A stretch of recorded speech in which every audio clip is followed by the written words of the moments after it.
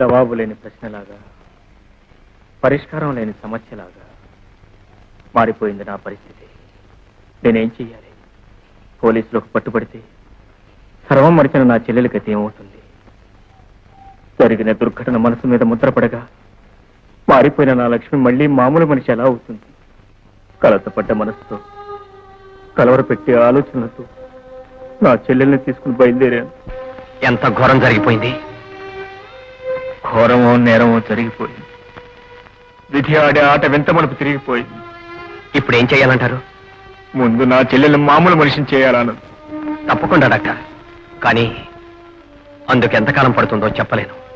ఎంతకాలం పట్టినా, ఎంత కష్టమైనా మళ్ళీ నా లక్ష్మి మామూలు లక్ష్మిగా, మహాలక్ష్మిగా మారాలి.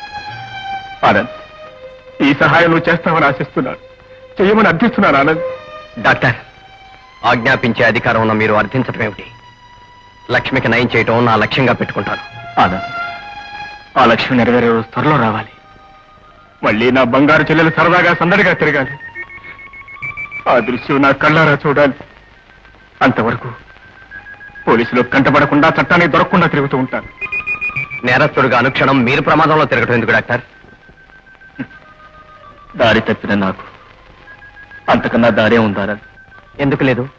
పోలీసుల్ని కలిసి మీ చెల్లెల శీలం కాపాడే ప్రయత్నంలో వాడి ప్రాణం తీశానని తెలియజేయచ్చుగా. తెలియచేయచ్చు. అప్పుడు ఏం జరుగుతుందో తెలుసా ఆనంద్? చట్టం నన్ను నిర్దోషిని వదిలేస్తుంది, కానీ సంఘం నా చెల్లెలు చెడిపోయిందని వెలుగువేస్తుంది. డాక్టర్, ఎస్, హత్య చేసిన మగవాడి కంటే శీలాన్ని పోగొట్టుకున్న ఆడదంటేనే ఈ లోకానికి లోపు. హేళన, చులకన.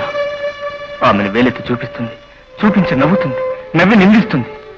నా ప్రాణం పోయినా సరే ఆ దుస్థితి, దౌర్భాగ్యం నా చెల్లెకి పట్టకూడదు, పట్టనివ్వరు. ఆనంద్, నువ్వు నాకు మాట ఇవ్వాలి. ఏమి డాక్టర్? నీకు నేను చెప్పిన రహస్యం ఏ పరిస్థితుల్లోనూ ఎవరికీ తెలియకూడదు. ఆఖరికి నా చెల్లెలికి కూడా తనకు జరిగిన ఈ అన్యాయం తెలియనివ్వు. Promise? Promise. Anand, thank you, thank you. చెల్లెమ్మా, నీకు పెళ్లి చేసి అత్తవారింటికి పంపేటప్పుడు కన్నీళ్లు వస్తాయనుకున్నారు, కానీ నిన్నే దుస్థితిలో వదిలిపెట్టి వెళ్ళిపోతూ కన్నీళ్లు పెట్టుకోవాల్సిన కర్మ పడుతుందని కల్లో కూడా అనుకోలేదమ్మా, అనుకోలేదమ్మా. డాక్టర్, ఆనంద్, ప్రాణానికి ప్రాణమైన నా చెల్లెని నీకు అప్పగించి వెళ్తున్నాను. భద్రంగా చూసుకో. వస్తారా? ఈ పరిస్థితుల్లో ఎక్కడికి వెళ్తారు డాక్టర్? తెగిన గాలిపడం, నడి సముద్రంలో నా బా ఎక్కడికి వెళ్తాయో ఎవరికి తెలుసు. పోలీసులు తిరిగితే జైలుకు వెళ్తాను, లేకపోతే చీకటిదారుల్లో తిరుగుతూ ఉంటాను. డాక్టర్ ఆనంద్, నేను ఎక్కడున్నా, ఏం చేస్తున్నా నా మనసంతా నా చెల్లెల చుట్టూ, నీ చుట్టూ తిరుగుతూనే ఉంటుంది. వెళ్ళిస్తాను.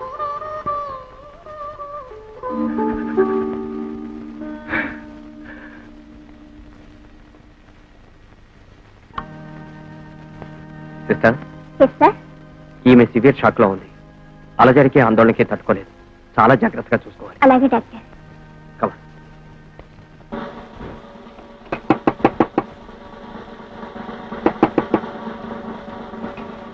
Good morning doctor Anand.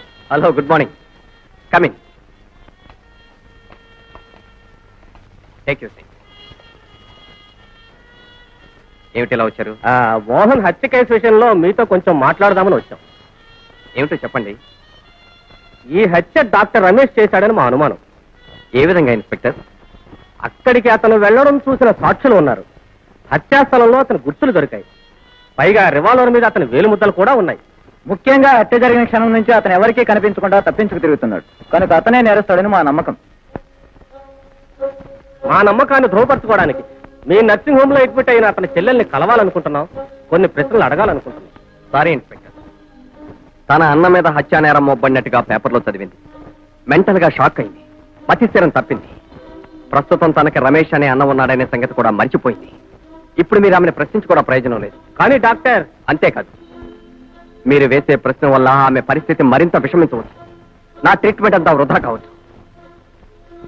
కనుక ఆమె మెంటల్ కండిషన్ దృష్ట్యా నేను అభ్యంతరం చెప్తున్నాను. Don't think otherwise. ఆమె మామూలు స్థితికి రాగానే తెలియచేస్తాను. అప్పుడు వచ్చి ఎన్ని ప్రశ్నలైనా వేయచ్చు.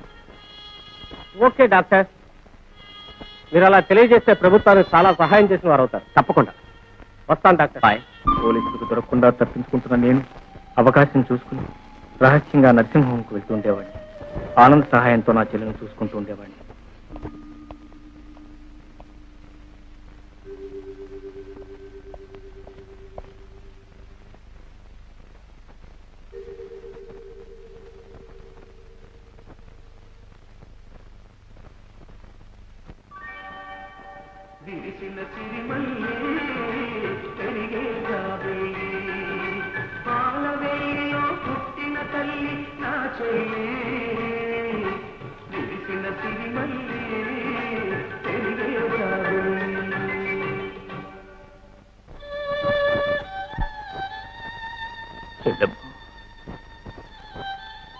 చెల్లెమ్మ,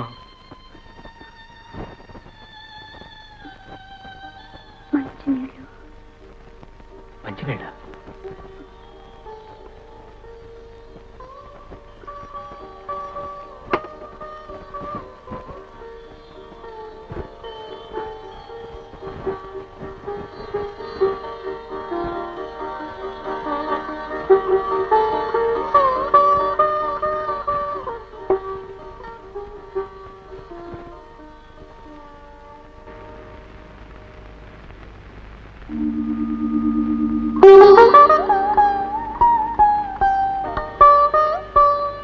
మీరెవరు? నేను డాక్టర్ని.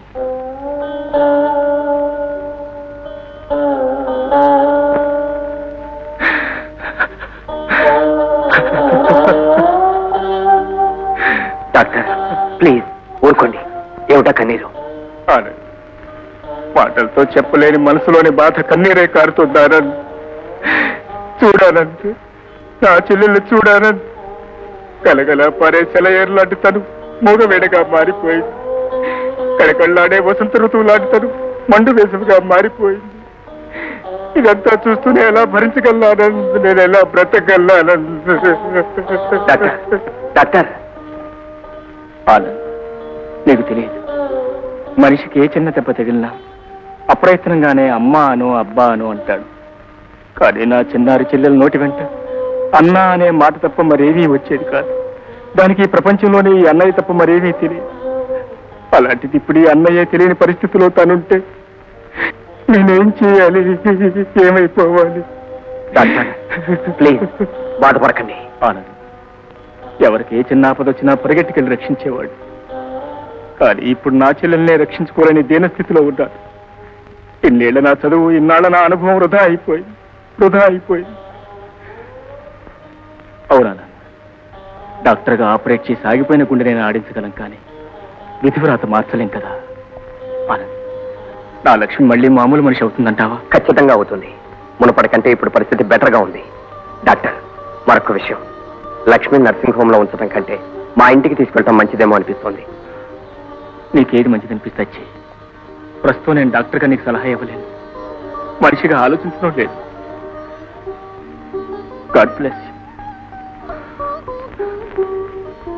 God bless you. కమర్ సార్.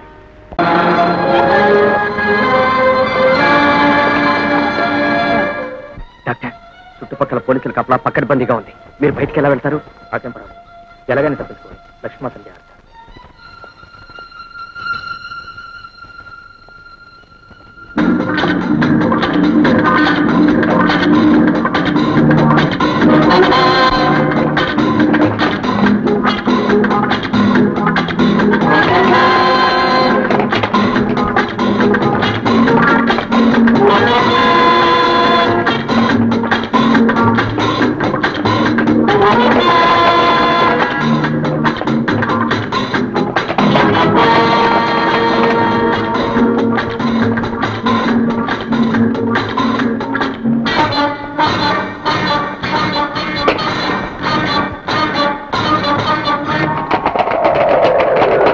ఎడారిలా మారిపోయిన బ్రతుకులో గమ్యం తెలియక పరిగెత్తి అలసిపోయాను. జానకి, అనుకోకుండా ఇప్పుడు మనం కలుసుకున్నాం. నా బాధ గాథ నీకు చెప్పుకున్నాక ఇప్పుడు నాకు కాస్త మనశ్శాంతిగా ఉంది.